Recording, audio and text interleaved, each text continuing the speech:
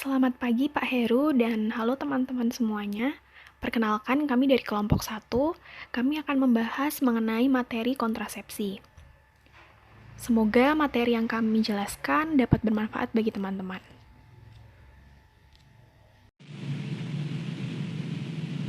Yang pertama, pendahuluan. Kontrasepsi adalah pencegahan kehamilan dengan menghambat sperma untuk mencapai sel telur yang matang atau dengan mencegah penanaman sel telur yang telah dibuahi pada endometrium. Secara global, kehamilan yang tidak diinginkan merupakan salah satu masalah penting dalam kesehatan masyarakat. Di Amerika Serikat, sekitar 6 juta wanita hamil setiap tahun. Data terbaru mengungkapkan bahwa 37% kehamilan tidak disengaja. Dengan tingkat tertinggi terjadi pada wanita berusia 20 hingga 34 tahun. Berdasarkan data SDKI 2012, angka kematian ibu diperkirakan mencapai 359 per 100.000 kelahiran hidup. Kontrasepsi memainkan peran penting untuk menurunkan angka kehamilan yang tidak diinginkan. SDKI 2002-2003 menunjukkan bahwa kebutuhan yang tak terpenuhi dalam pemakaian kontrasepsi masih tinggi, yaitu sebesar 9% dan tidak mengalami banyak perubahan sejak tahun 1997. Selanjutnya ada sejarah kontrasepsi. Penggunaan alat kontrasepsi tradisional sesungguhnya sudah dimulai sejak 1000 tahun sebelum Masehi, yang digunakan untuk mencegah penyebaran penyakit menular seksual dan mencegah kehamilan.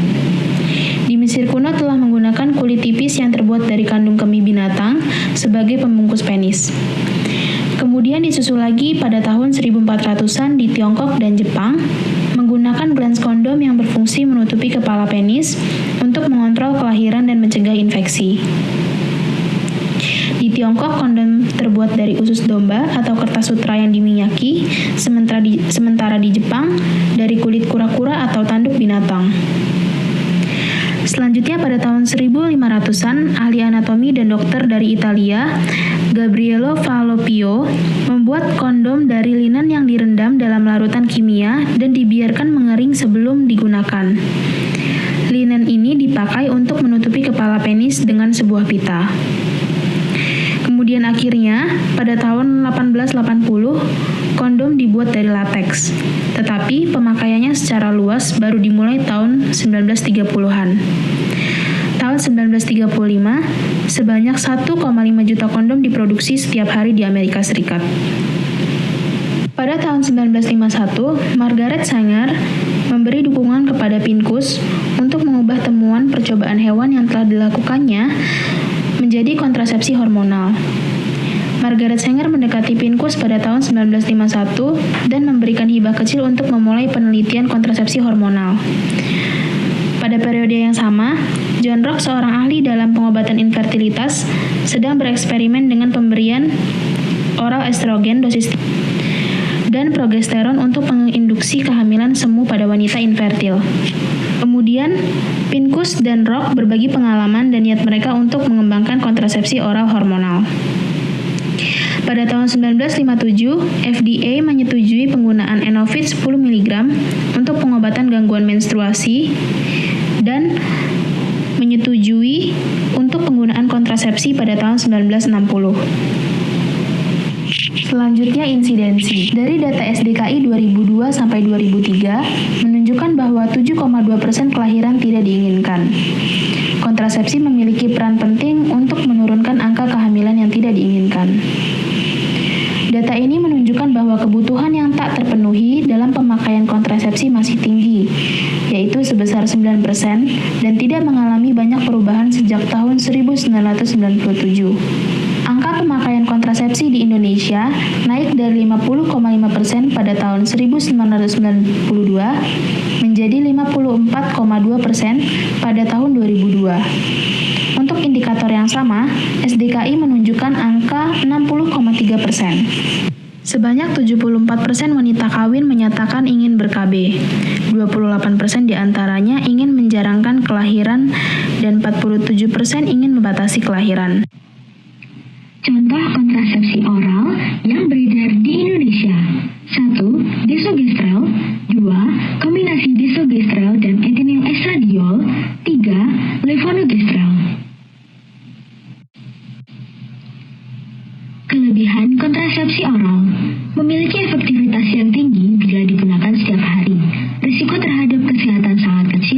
tidak mengganggu hubungan seksual, dapat digunakan jangka panjang, mudah dihentikan setiap saat, kesuburan segera kembali setelah penggunaan pil dihentikan, dan dapat digunakan sebagai kontrasepsi darurat.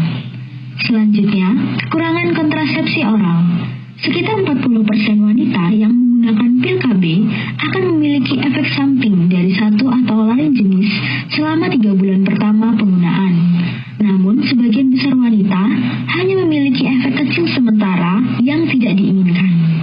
Beberapa efek samping jarang terjadi, tetapi mungkin berbahaya, seperti serangan jantung, stroke, sakit kepala, mual dan muntah. Terjadinya penambahan berat badan, dan tidak semua pil KB cocok untuk semua wanita. Dapat terjadi glaukoma. Biasanya terjadi peningkatan tekanan darah sistolik dan diastolik, namun biasanya tetap dalam kisaran normal. Kemudian kita akan masuk ke etiologi.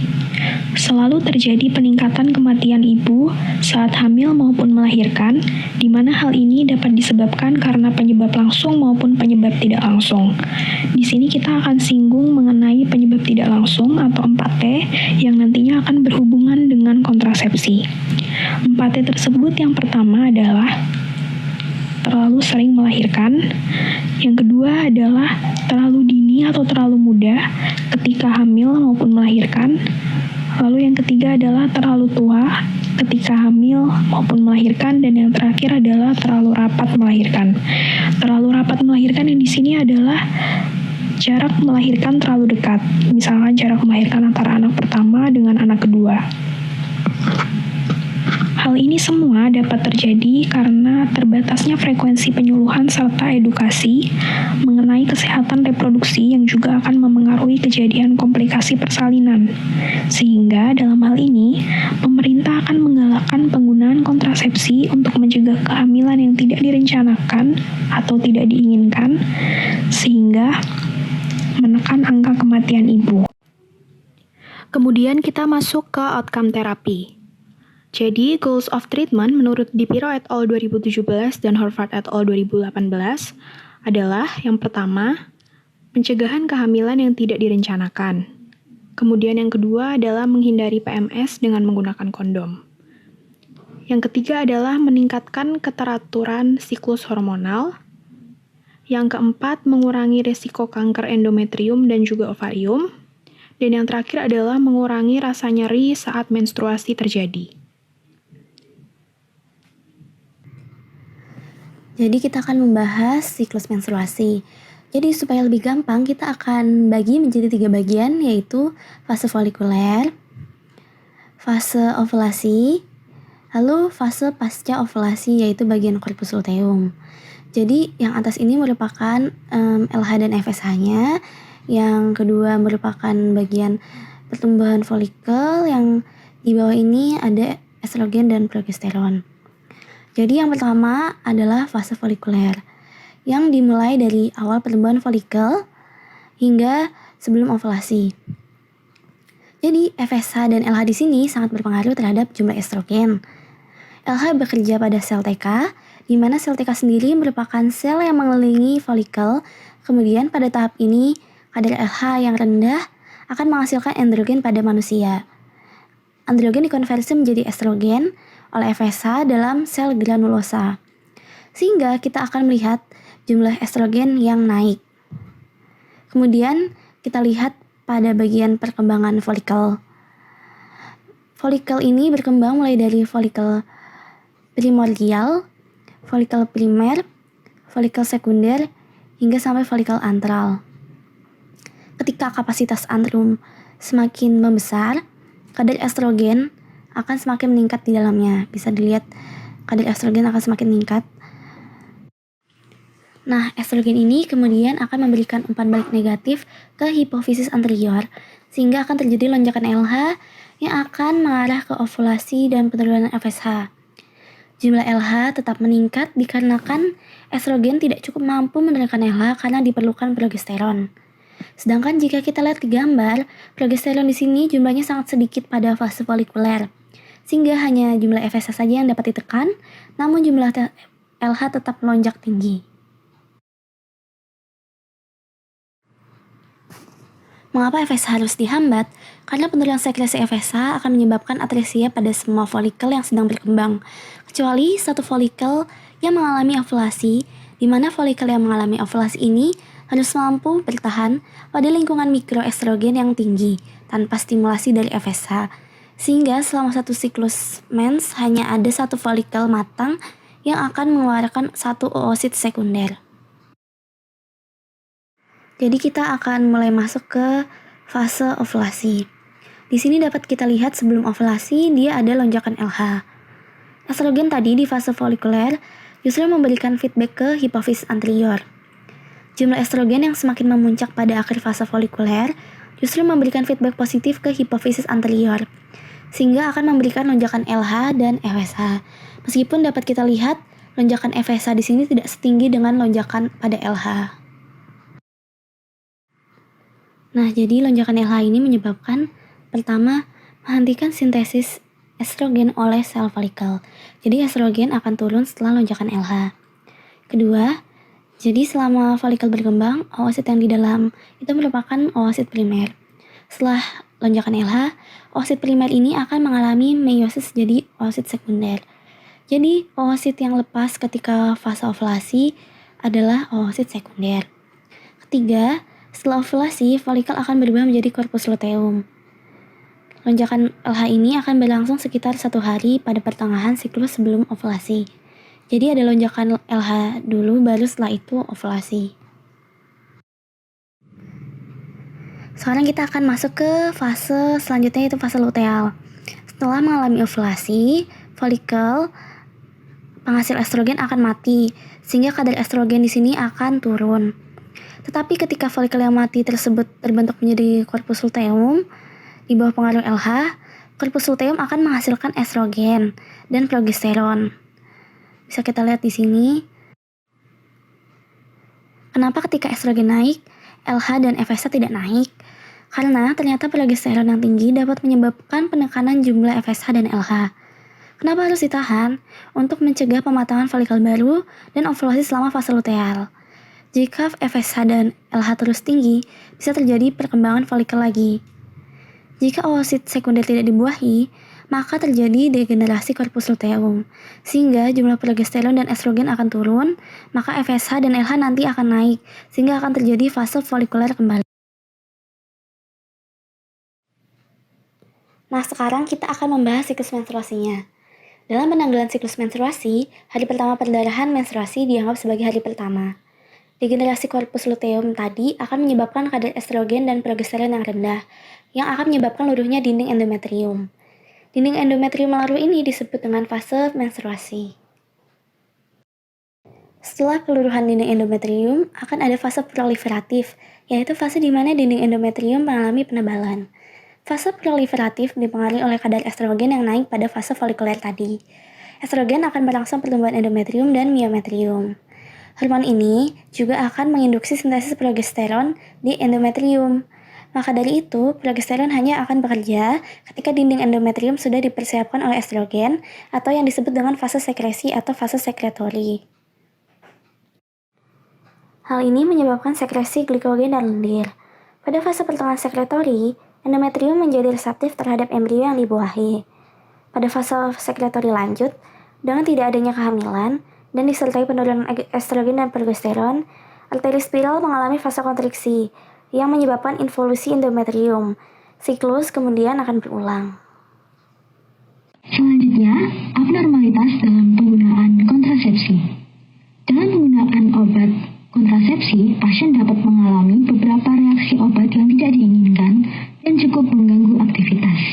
Berikut 4 ROTD yang sering terjadi. Pertama, peningkatan tekanan darah pada penggunaan kontrasepsi hormonal. Kedua, gangguan emosional sampai depresi pada penggunaan kontrasepsi hormonal. Ketiga, hubungan penggunaan kontrasepsi dan kenaikan berat badan. Keempat, pendarahan uterus abnormal. Seseorang yang menggunakan kontrasepsi hormonal dapat mengalami peningkatan tekanan darah. Pada penggunaan kontrasepsi hormonal, mengandung hormon estrogen dan juga hormon progesteron.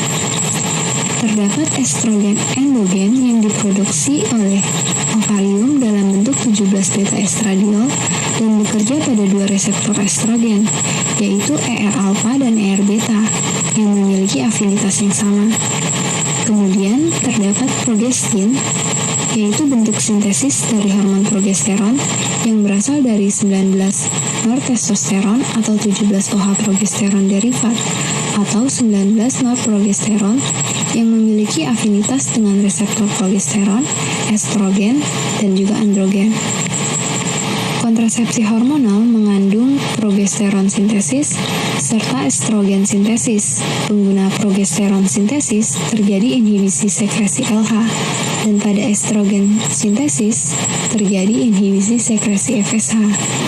Apabila sekresi LH dan FSH dihambat, maka terjadi ketidakseimbangan hormon. Hal ini dapat mengakibatkan gangguan pembuluh darah sehingga terjadi peningkatan tekanan darah. Kemudian, pada kontrasepsi hormonal terdapat hormon estrogen yang dapat meningkatkan tekanan darah, yaitu terjadi peningkatan kadar angiotensinogen, di mana angiotensinogen ini merupakan prekursor angiotensin. Kemudian, angiotensinogen ini akan diubah menjadi angiotensin 1. Dan dengan adanya ACE atau angiotensin converting enzyme, angiotensin 1 ini akan diubah menjadi angiotensin 2. Kemudian angiotensin 2 akan menuju ke target reseptor, yaitu target reseptor AT1 dan AT2. Pada reseptor AT1 ini di pembuluh darah perifer akan terjadi vasokonstriksi dan juga sekresi aldosteron, sehingga dari hal tersebut dapat memicu terjadinya peningkatan tekanan darah. Sehingga pada pengguna kontrasepsi hormonal dapat terjadi peningkatan tekanan darah yang dipicu oleh hormon estrogen. Kemudian terjadinya gangguan emosional. Pada penggunaan kontrasepsi hormonal, khususnya dipicu oleh hormon progesteron, di mana hormon progesteron ini dapat melewati blood-brain barrier dikarenakan strukturnya yang bersifat lipofilik dan bertindak pada reseptor yang terletak di sistem saraf pusat. Progesteron ini dapat menyebabkan peningkatan monoamin oksidase, di mana neurotransmitter monoamin ini akan dikeluarkan ke celah sinaps untuk kemudian bekerja pada neuron presinaps dan postsinaps, sehingga mereka dapat mengatur regulasi emosi. Fungsi regulasi emosi ini diatur oleh keseimbangan antara afabilitas dan aktivitas reseptor neurotransmitter, di mana terdapat dua reseptor, yaitu 5-HT1B dan 5-HT1A. Reseptor 5-HT1B terletak pada presinaps dan mengatur keluarnya serotonin dengan inhibisi atau feedback inhibisi. Sedangkan reseptor 5-HT1A terletak pada neuron presinaps dan juga neuron postsinaps. 5-HT1A ini berfungsi untuk mengatur fungsi serotonin. Kemudian, pada kondisi tersebut, availabilitas serotonin di celah sinaps akan menurun, sehingga tidak terjadi inhibisi pengambilan kembali atau reuptake serotonin. Serotonin sendiri merupakan agen yang bertanggung jawab dalam kontrol regulasi afek, agregasi tidur, dan juga nafsu makan. Jumlah serotonin yang berkurang di celah sinaps dapat menyebabkan seseorang mengalami gangguan emosional atau depresi, sehingga pada penggunaan kontrasepsi hormonal ini, seseorang dapat mengalami gangguan emosional yang dipicu oleh hormon progesteron. Pendarahan uterus abnormal. Dalam 20 tahun terakhir, dosis estrogen dalam OCP etinil estradiol telah menurun dari 150 mikrogram menjadi 35 mikrogram atau kurang. OCP dosis rendah yang paling umum sekarang mengandung tidak lebih dari 35 mikrogram etinil estradiol. Meskipun beberapa OCP mengandung 50 mikrogram etinil estradiol, pil ini tidak digunakan secara rutin karena berhubungan dengan peningkatan risiko penyakit tromboemboli. Penurunan dosis estrogen tidak mampu mempertahankan integritas endometrium, sehingga menyebabkan pendarahan yang abnormal. Pada progestin, pendarahan abnormal disebabkan oleh desidualisasi dan atrofi endometrium yang diinduksi progestin, sehingga mengakibatkan gangguan menstruasi dan pendarahan tidak teratur. Selanjutnya yaitu kenaikan berat badan. Efek samping utama bagi beberapa reseptor pemakai kontrasepsi hormonal adalah kenaikan berat badan. Hal ini dikarenakan dalam kontrasepsi sendiri terkandung hormon progesteron dan estrogen. Hormon estrogen merangsang pusat nafsu makan yang ada di hipotalamus. Dengan bertambahnya nafsu makan, karbohidrat yang dikonsumsi dari makanan oleh hormon progesteron diubah menjadi lemak sehingga terjadi penumpukan lemak yang menyebabkan berat badan bertambah. Pada bagian selanjutnya merupakan bagian terapi farmakologi kontrasepsi. Terapi farmakologi yang dimaksud merupakan terapi hormonal menggunakan hormon progesteron sintetik maupun kombinasi dengan estrogen. Pada Kemenkes 2016 diterangkan bahwa sebelum memutuskan pemberian terapi, baik terapi farmakologis maupun non-farmakologis, perlu dilakukan asesmen untuk menentukan kategori kelayakan medis pasien yang akan menerima kontrasepsi. Kriteria tersebut didasarkan pada kriteria MEC edisi 5 WHO tahun 2015, di mana terdapat 4 kategori.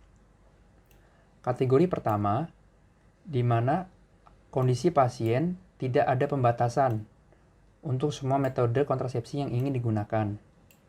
Kategori 2, di mana kondisi pasien memiliki keuntungan yang lebih besar dibandingkan dengan resiko yang terbukti secara teoritis berdasarkan evidence base. Kemudian untuk kategori 3, di mana terdapat kondisi pasien memiliki risiko yang lebih besar dibandingkan dengan keuntungan yang akan diterima dengan menggunakan metode kontrasepsi tersebut. Untuk kategori 4, di mana kondisi pasien mewakili risiko kesehatan yang dimilikinya tidak dapat diterima atau menjadi kontraindikasi untuk metode kontrasepsi yang akan digunakan.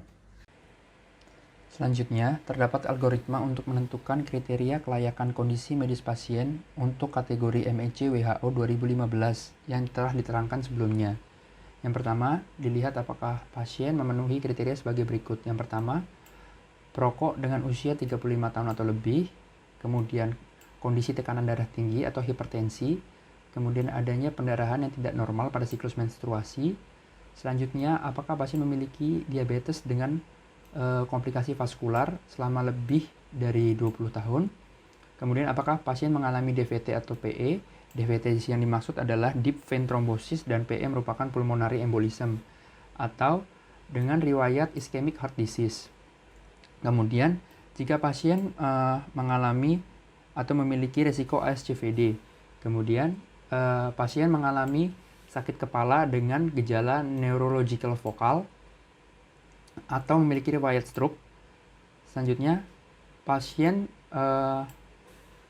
sedang atau memiliki riwayat kanker payudara. Selanjutnya, pasien sedang mengalami infeksi virus hepatitis atau mengalami sirosis hati dari tingkat ringan sampai berat. Kemudian, apakah pasien sedang dalam periode menyusui eksklusif? Kemudian, apakah pasien sedang dalam kategori waktu pemulihan untuk pemulihan dari operasi dalam kurun waktu 1 bulan?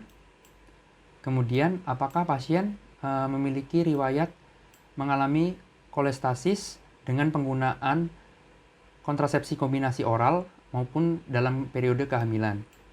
Jika pasien yang akan menggunakan metode kontrasepsi memenuhi salah satu kriteria di atas, maka kemungkinan besar pasien tersebut tidak dapat menggunakan kontrasepsi kombinasi oral, sehingga disarankan untuk metode kontrasepsi lain seperti metode non-estrogen atau progestin only, kemudian metode pembatasan secara fisik menggunakan kondom maupun diafragma dan cervical cap. Kemudian bisa juga dengan metode sadar masa subur, kemudian ada metode kontrasepsi vasektomi dan tubektomi. Jika pasien tidak memenuhi salah satu kriteria di atas, maka kemungkinan besar pasien dapat menggunakan kontrasepsi kombinasi oral yang ada di rumah sakit tersebut.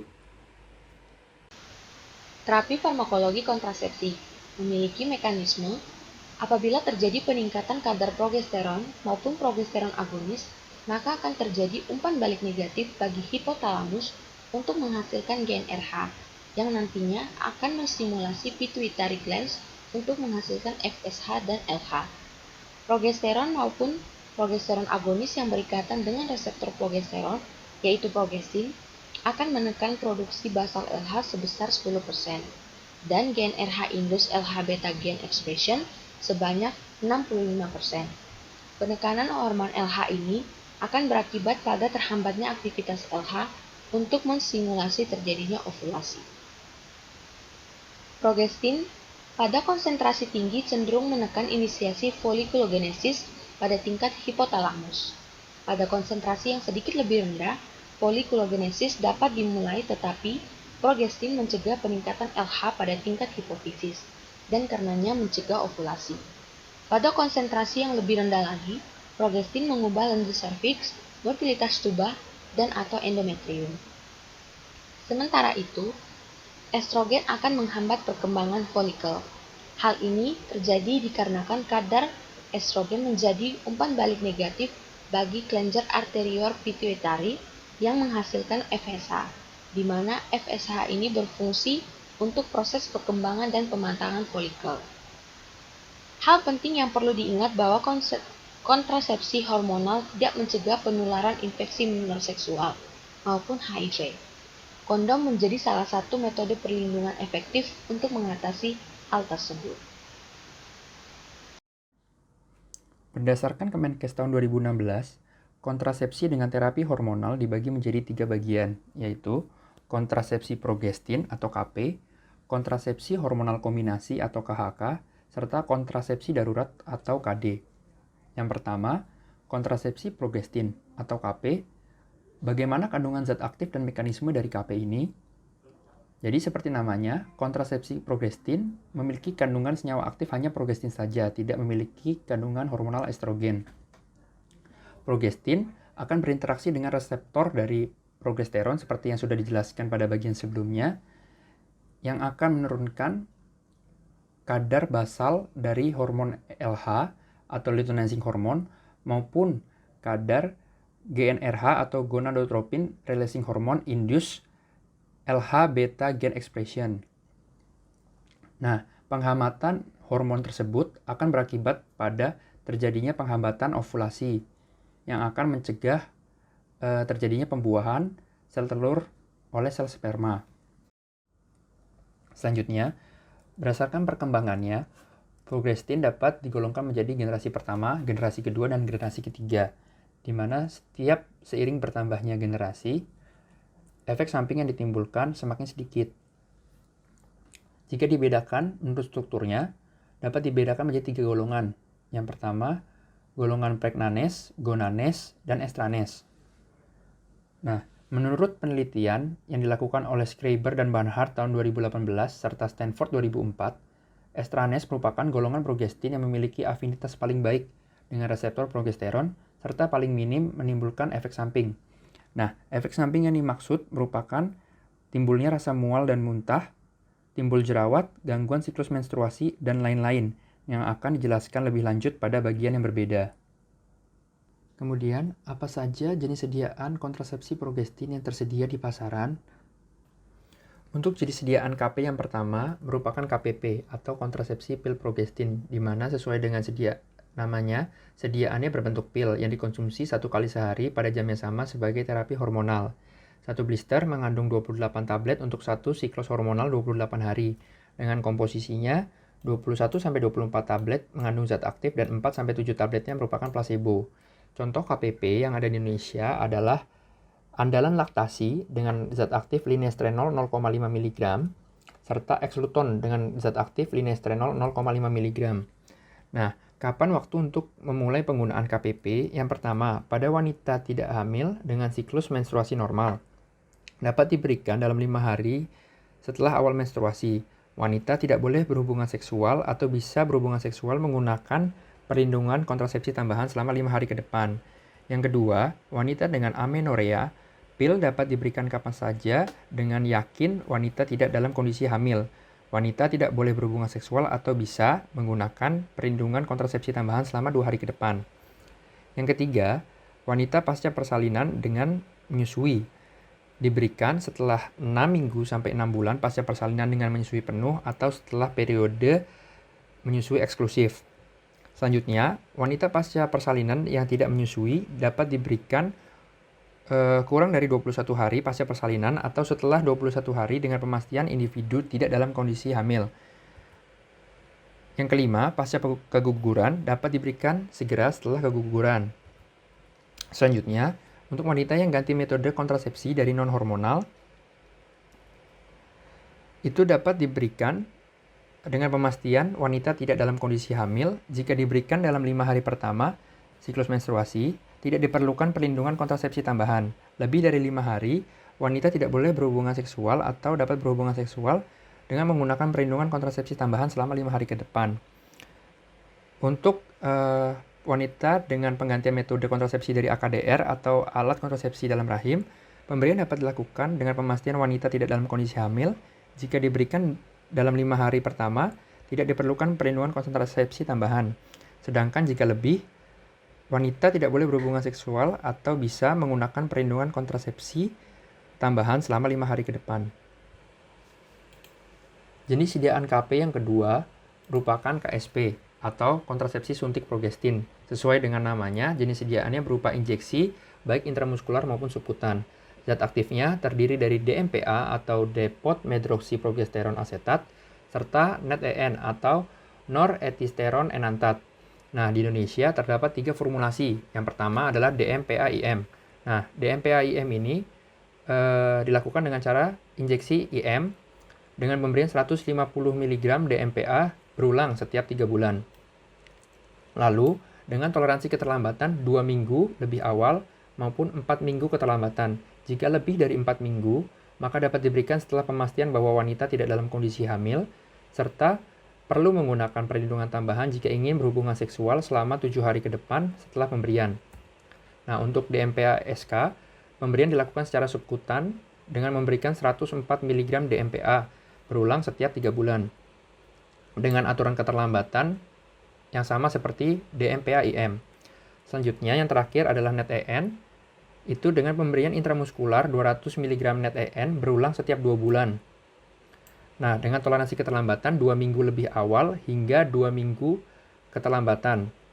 Jika terlambat lebih dari 2 minggu, maka suntikan dapat diberikan setelah pemastian bahwa wanita tidak dalam kondisi hamil serta perlu menggunakan perlindungan tambahan jika ingin melakukan hubungan seksual selama 7 hari ke depan setelah pemberian. Jenis KP yang terakhir merupakan implan progestin. Nah, implan sendiri berbentuk batang kecil yang dimasukkan ke dalam lapisan subdermal pasien oleh tenaga kesehatan profesional. Nah, jenis kontrasepsi ini merupakan jenis kontrasepsi jangka panjang yang digunakan dalam jangka waktu 5 tahun. Nah, berbagai jenis implan progestin menurut zat aktifnya ada levonorgestrel atau LNG dengan etonogestrel atau ETG. Nah, untuk yang dengan zat aktif LNG di Indonesia ada 3 jenis. Yang pertama ada Norplant, yaitu implan 6 batang yang sudah tidak lagi diproduksi dengan setiap batangnya mengandung 36 mg LNG. Selanjutnya ada Jadel. Itu merupakan implan 2 batang yang setiap batangnya mengandung 75 mg LNG. Selanjutnya ada implan Sinoplan, yaitu implan 2 batang yang setiap batangnya itu mengandung 75 mg LNG juga. Lalu untuk zat aktif ETG, di Indonesia ada 2 sediaan. Yang pertama Implanon, yaitu implan 1 batang yang setiap batangnya mengandung 68 mg ETG. Begitu juga dengan Nexplanon, yaitu implan 1 batang yang setiap batangnya mengandung 68 mg ETG. Nah, kapan waktu untuk memulai penggunaan implan progestin dan KSP? Yang pertama, untuk wanita tidak hamil dengan siklus menstruasi normal dapat diberikan dalam 7 hari setelah awal menstruasi. Wanita tidak boleh berhubungan seksual atau bisa menggunakan perlindungan kontrasepsi tambahan selama 7 hari ke depan. Selanjutnya, wanita dengan amenorea, injeksi dapat diberikan kapan saja dengan pemastian kondisi wanita tidak hamil. Wanita tidak boleh berhubungan seksual atau bisa menggunakan perlindungan kontrasepsi tambahan selama 7 hari ke depan. Selanjutnya, pasca persalinan diberikan setelah 6 minggu sampai 6 bulan pasca persalinan dan menyusui penuh. Untuk wanita yang pasca persalinan dengan menyusui. Selanjutnya, pasca persalinan tidak menyusui dapat diberikan kurang dari 21 hari pasca persalinan atau setelah 21 hari dengan pemastian individu tidak dalam kondisi hamil. Pasca keguguran dapat diberikan segera setelahnya. Untuk wanita yang ganti metode kontrasepsi dari non-hormonal, pemberian dapat dilakukan segera setelah yakin bahwa individu tidak dalam kondisi hamil. Lebih dari 7 hari pertama siklus menstruasi, wanita tidak boleh berhubungan seksual atau bisa menggunakan perlindungan kontrasepsi tambahan selama 7 hari ke depan. Lalu untuk individu yang beralih dari AKDR, pemberian dapat dilakukan segera setelah yakin individu tidak hamil.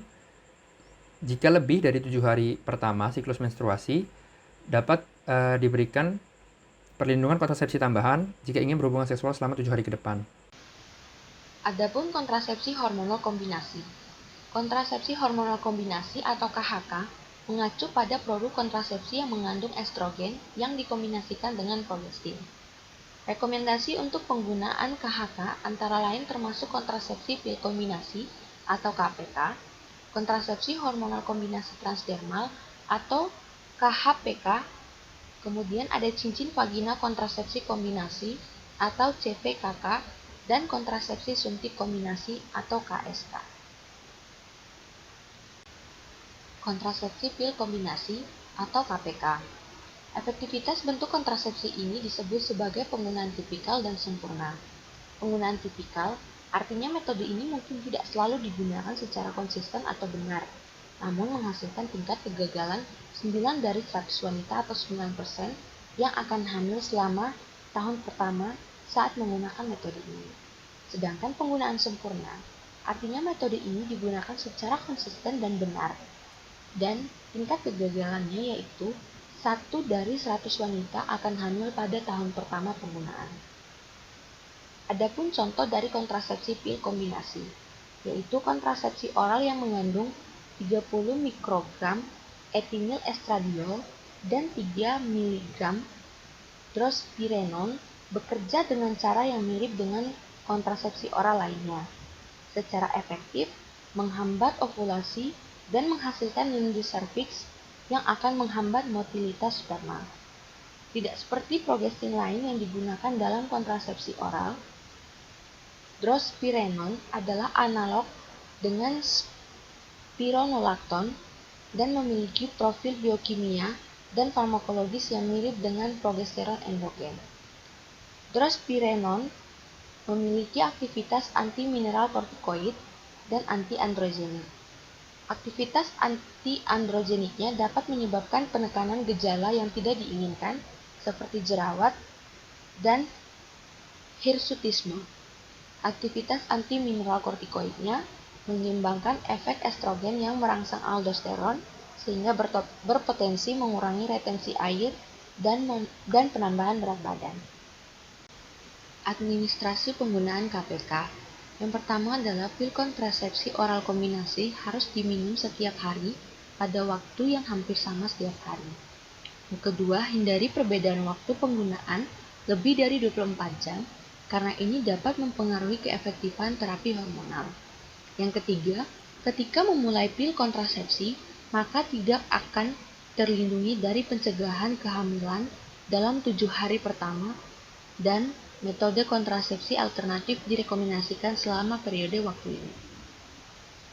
Yang keempat, jika melewatkan tablet, ambil saja tablet yang terlewat begitu ingat, dan tablet berikutnya pada waktu yang biasa.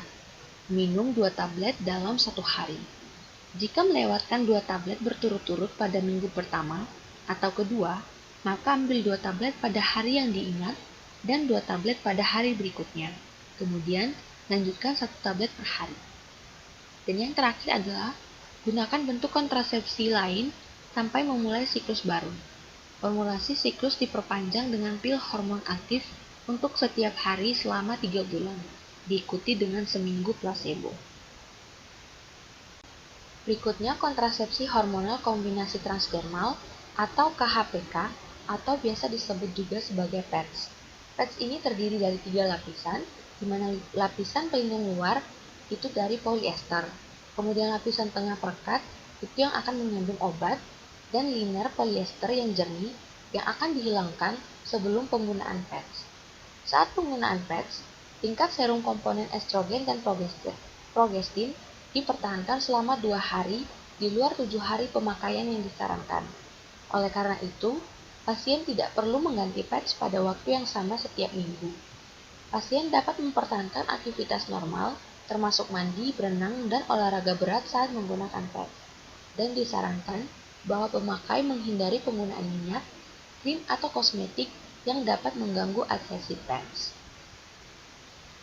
Patch dibandingkan dengan kontrasepsi oral mengandung 250 mikrogram norgestimate dan 35 mikrogram ethinyl estradiol, memberikan aksi yang sama dalam menekan ovulasi, serta sama efektifnya dengan levonorgestrel dan ethinyl estradiol oral dalam mengubah label serviks dan dalam memberikan kontrol siklus.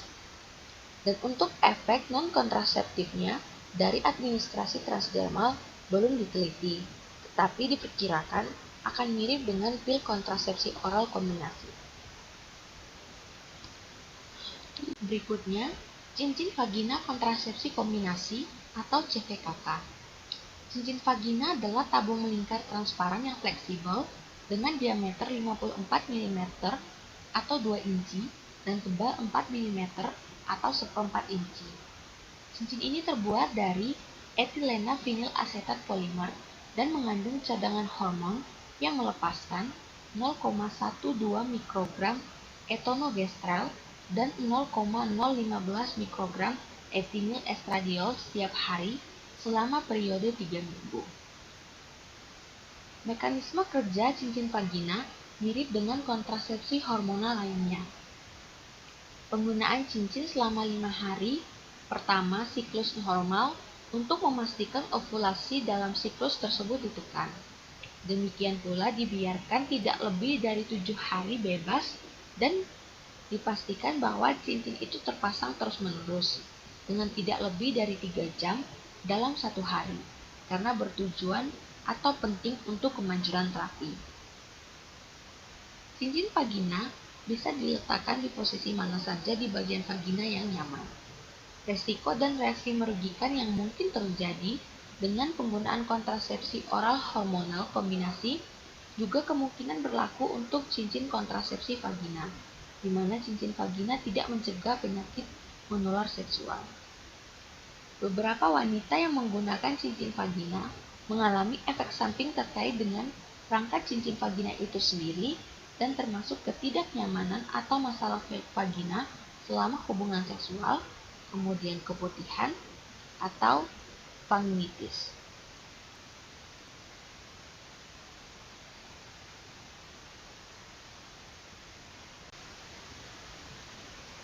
Dan yang terakhir, kontrasepsi suntik kombinasi atau KSK. Kontrasepsi suntik kombinasi mengandung estrogen dan progesteron yang efektif dalam mencegah kehamilan dan dapat dihentikan ketika seorang wanita ingin hamil. Kontrasepsi suntik kombinasi dikembangkan untuk mengatasi efek samping bermasalah dari formulasi khusus progestin. Efek negatif dari suntikan progestin saja termasuk gangguan dalam pola perdarahan atau siklus menstruasi serta durasi lama kontrasepsi. Dengan efek estrogen seperti estradiol cypionate ditambahkan ke progestin long acting seperti depot medroxyprogesterone asetat, siklus perdarahan lebih teratur dibandingkan dengan metode progestin suntik saja. Kemudian kombinasi DMPA 25 mg plus E2C 5 mg dan NET EN 50 mg ditambah E2V 5 mg menyebabkan perdarahan yang lebih teratur atau berupa siklus, lebih sedikit amenore, dan lebih sedikit pola perdarahan yang jarang dibandingkan dengan suntikan progestin saja, yaitu yang mengandung masing-masing DMPA 150 mg dan NET EN 200 mg.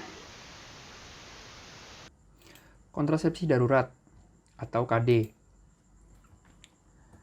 merupakan kontrasepsi setelah segama atau sering disebut juga dengan morning after pill yang dikonsumsi untuk mencegah kehamilan segera setelah berhubungan seksual. Nah, kapan waktu yang tepat untuk menggunakan KD dan apa tujuannya? Menurut Kemenkes tahun 2016, semakin cepat KD digunakan, maka hasilnya akan semakin efektif.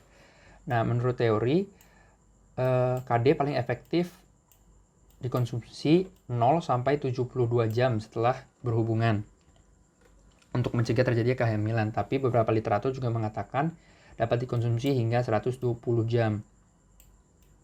Nah, tentu saja semakin lama dikonsumsi, maka hasilnya semakin tidak efektif.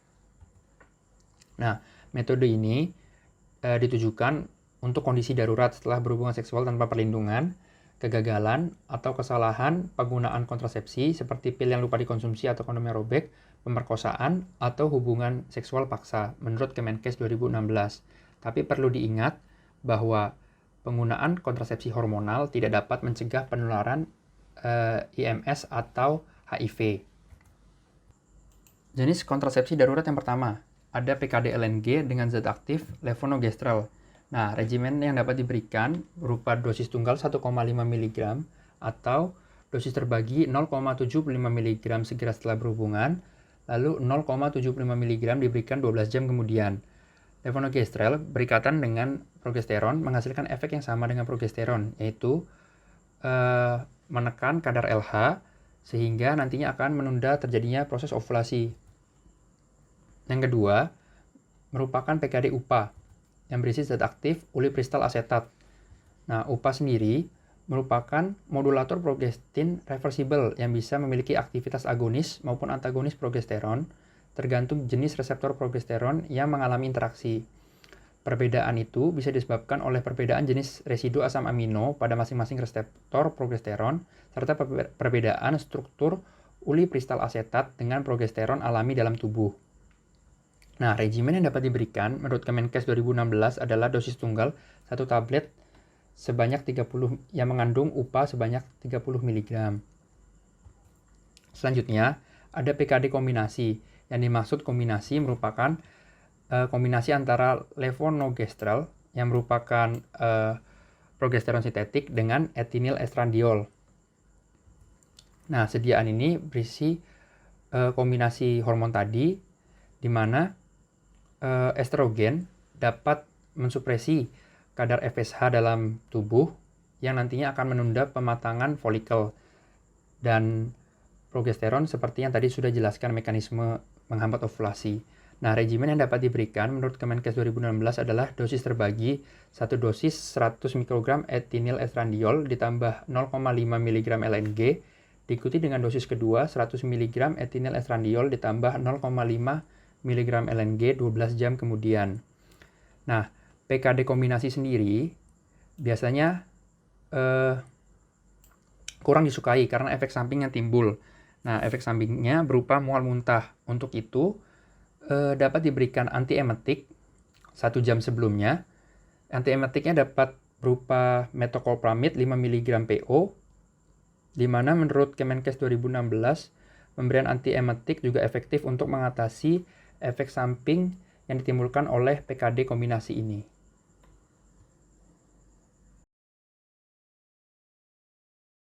Untuk yang selanjutnya yaitu ada terapi non-farmakologi, dimulai dari kurang efektif yaitu lebih dari 13 kehamilan per 100 wanita dalam 1 tahun yang terdiri dari kondom, spons, diafragma dan tutup serviks, spermisida, penarikan, dan kesadaran berbasis kesuburan. Selanjutnya ada yang sangat efektif yaitu kurang dari 1 kehamilan per 100 wanita dalam 1 tahun yang terdiri dari vasektomi, tubektomi, dan IUD. Terapi non-farmakologi yang pertama yaitu metode barier. Yang pertama ada diafragma dan tutup serviks, yang kedua spermisida, yang ketiga kondom wanita dan pria, yang keempat adalah spons. Yang pertama diafragma dan tutup serviks. Diafragma dan tutup serviks masing-masing metode penghalang ini ditempatkan di dalam vagina untuk menutupi leher rahim dan memblokir sperma. Diafragma berbentuk seperti cangkir dangkal, sedangkan tutup serviks berbentuk bida. Diafragma dan tutup serviks dapat ditempatkan 6 jam sebelum berhubungan seks dan memasukkannya dengan spermisida untuk memblokir atau membunuh sperma. Diafragma dan tutup serviks harus dibiarkan di tempat selama setidaknya 6 jam setelah hubungan seksual berakhir, hingga total 24 jam dari waktu penempatannya.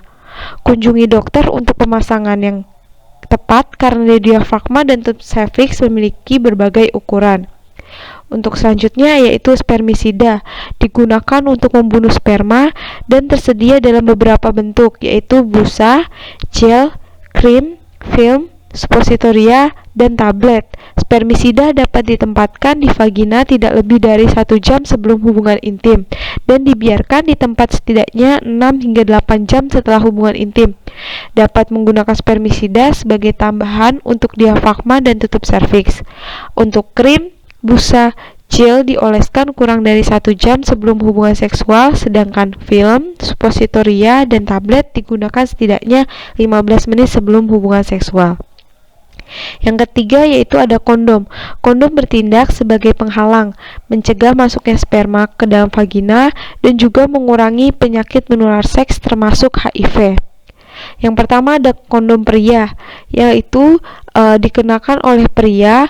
Kondom pria menjaga sperma agar tidak masuk ke tubuh wanita.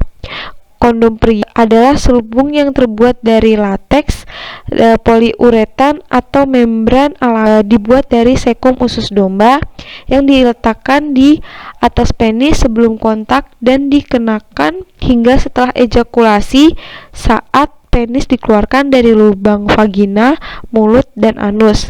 Ketika digunakan dengan benar dan konsisten, kondom lateks pria sangat efektif dalam mencegah penularan HIV melalui hubungan seksual dan dapat mengurangi resiko penyakit menular seks lainnya yaitu seperti gonore, chlamydia, dan trichomonas. Kondom membran alami dibuat dari sekum usus domba mungkin tidak memberikan tingkat perlindungan penyakit menular seks yang sama dengan kondom yang terbuat dari lateks maupun poliuretan. Jangan menggunakan pelumas berbasis minyak seperti minyak pijat, baby oil, lotion, atau petroleum jelly dengan kondom lateks karena dapat melembabkan kondom sehingga menyebabkan kondom rusak atau pecah. Yang kedua yaitu ada kondom wanita.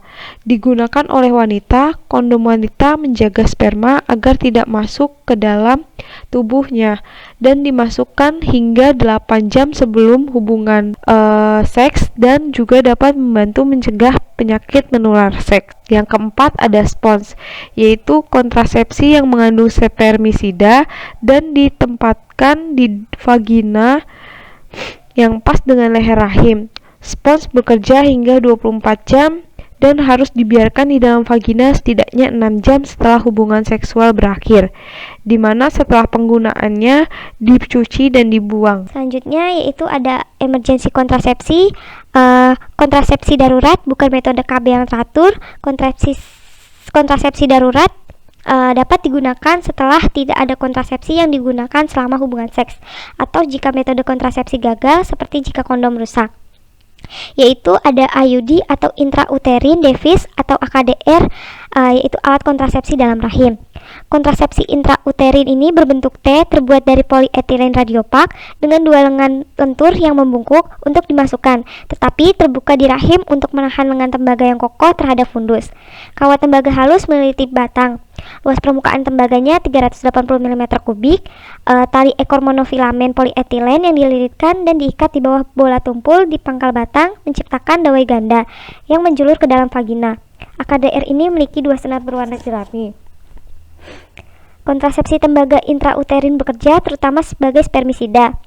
Ion tembaga menghambat pergerakan sperma dan aktivasi enzim akrosom sehingga sperma jarang mencapai tuba falopi dan tidak dapat membuahi sel telur. Reaksi inflamasi steril yang dibuat dalam endometrium ini memfagositkan sperma, dan bukti eksperimental lain menunjukkan bahwa AKDR tembaga tidak bekerja secara rutin setelah pembuahan, sehingga bukan termasuk aborsi. AKDR tembaga ini mencegah kehamilan dan membunuh sperma atau spermisida dan dapat mencegah pembuahan. Untuk selanjutnya AKDR ini ada dua, yaitu tembaga dan hormonal. Perbedaannya, tembaga efektif setidaknya 10 tahun, sedangkan hormonal efektif minimal 5 tahun. Untuk yang tembaga tidak ada hormonal, oleh karena itu tidak ada efek samping hormonal. Untuk yang hormonal dapat menyebabkan efek samping hormonal. Untuk tembaga dapat menyebabkan menstruasi yang lebih berat dan atau lebih kram.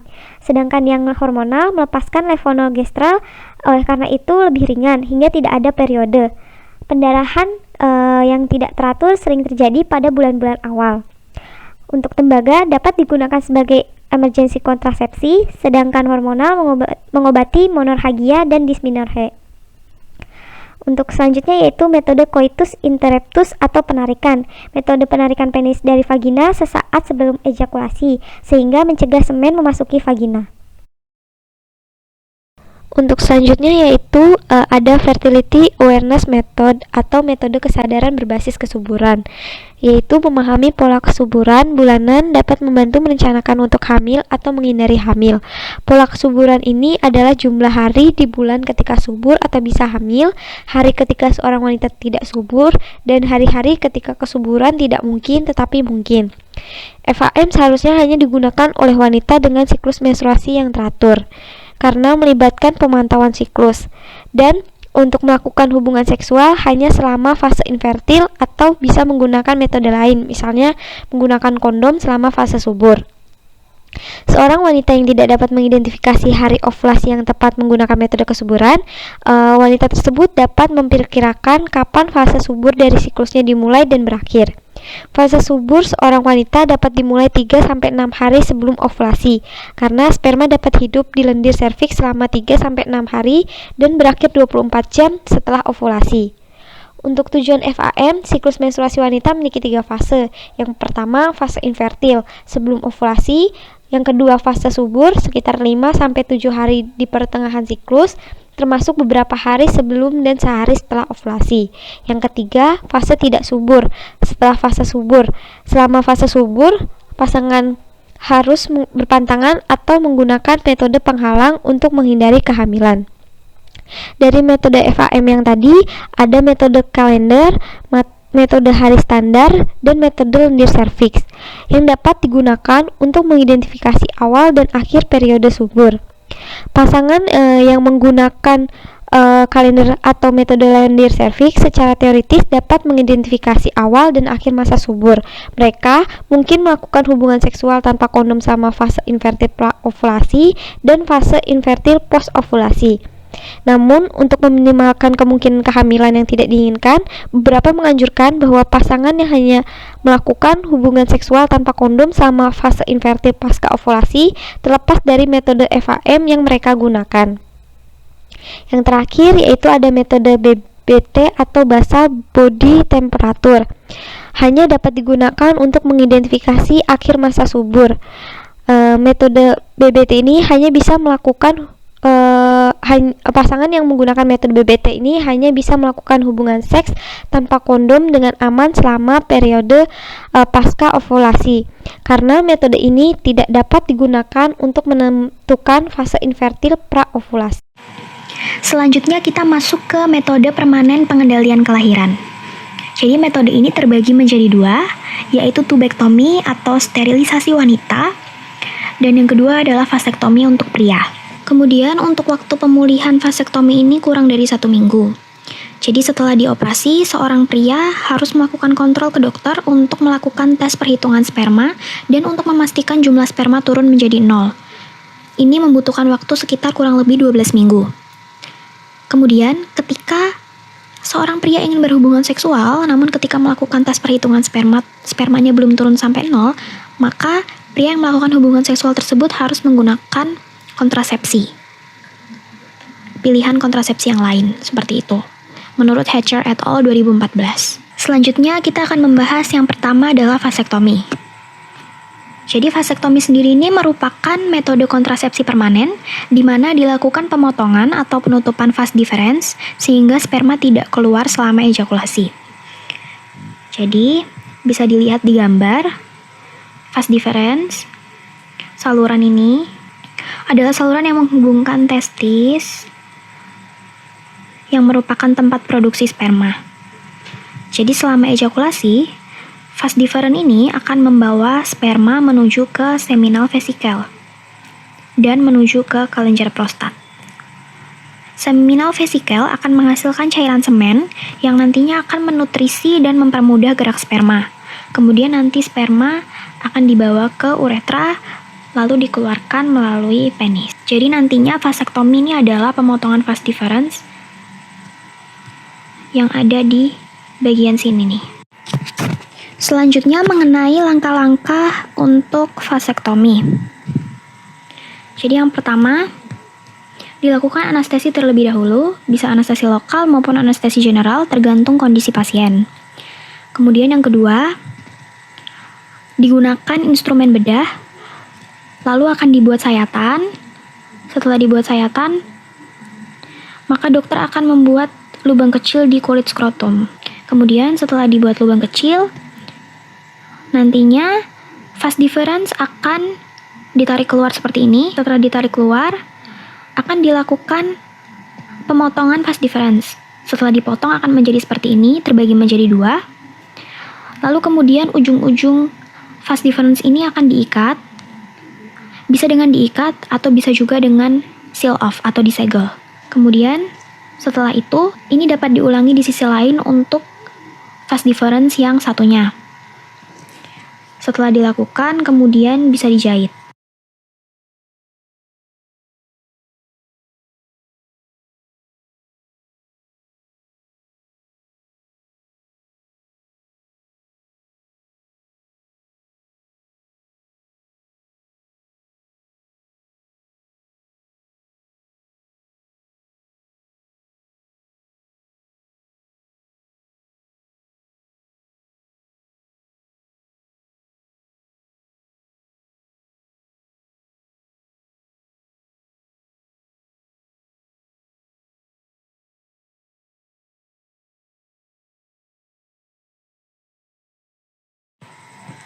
Kemudian yang kedua adalah tubektomi. Jadi tubektomi pada wanita ini merupakan metode permanen kontrasepsi di mana dilakukan pemotongan atau penutupan tuba falopi untuk mencegah terjadinya kehamilan. Jadi, seperti yang kita tahu, sebelum terjadi fertilisasi, sperma akan masuk melalui vagina. Kemudian nantinya dia akan melewati serviks, lalu sampai ke uterus, dan masuk ke tuba falopi.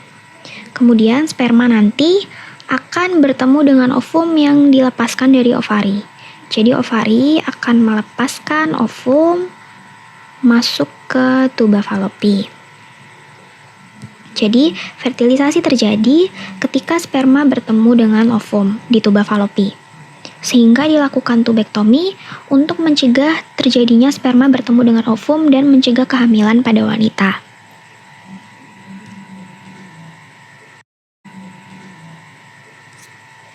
Kemudian masuk ke tahapan tubektomi. Jadi, nantinya dokter akan membuat sayatan kecil. Yang pertama ada di dekat pusar dan ada di atas kemaluan, tepat di atas kemaluan. Kemudian, dokter akan menyuntikkan gas karbon dioksida. Lalu setelah itu, dokter akan menggunakan instrumen yang disebut laparoskop untuk melihat bagaimana gambaran di dalam abdomen atau di dalam perut yang nantinya akan diproyeksikan di monitor.